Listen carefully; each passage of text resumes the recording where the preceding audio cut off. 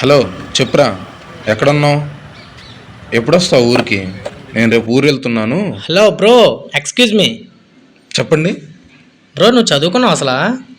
ఆ, చదువుకున్నాను. మరి ఏంటి బ్రో ఇది అసలు? ఏదోలే బ్రో, ఫోన్ వచ్చి హడావిడిలో అలా పడేసా. బ్రో అలా చదువుకుంటున్నారు కదా మీరు, ఎక్కడ పడితే అక్కడ చెత్త వేయడం అది కరెక్ట్ కాదు అసలు. ఏమనుకుంటున్నారు అసలు?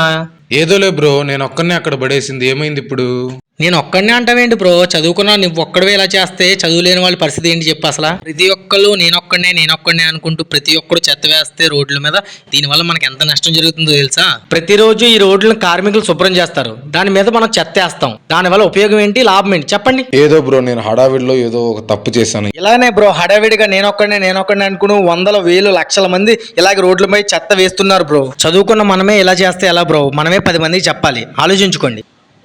సరే బ్రో, నేను తప్పు చేశాను, ఇంకెప్పుడు నేను ఇలా చేయను. సరే బ్రో, ఇది గుర్తించుకుని 10 మందికి చెప్పు నువ్వు.